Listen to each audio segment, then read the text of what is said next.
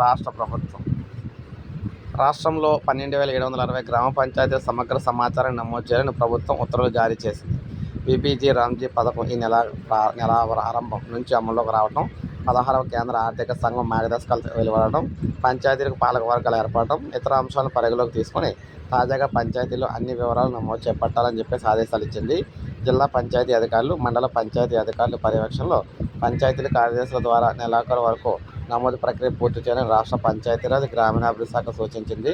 పంచాయతీ పేరు, కోడ్, వైశాల్యం, జనాభా, అక్షరాస్యులు, నిరక్షరాస్యులు, పెన్షనర్లు, దివ్యాంగులు, శివారు ప్రాంతాలు, మండల, శాసనసభ, పార్లమెంటు, నియోజకవర్గాలు, ప్రజాప్రతినిధులు, అధికారులు, ఇతర సిబ్బంది మొబైల్ నంబర్లు, గృహాలు, కుటుంబాలు, రేషన్ కార్డుదారులు, రైతులు, భూముల వివరాలు, పంచాయతీ సొంత స్థలాలు, నీటిపారుదల, రహదారులు, నల్లాలు, బోర్లు, వీధి దీపాలు, విద్యుత్ సబ్స్టేషన్లు, ట్రాన్స్ఫార్మర్లు, మహిళా సంఘాలు, మత్స్య సంఘాలు, ఉపాధి హామీ కూలీలు, మహిళా సంఘాలు, శ్రీనిధి రుణాలు తదితర సమాచారం నమోదు చేయాలి.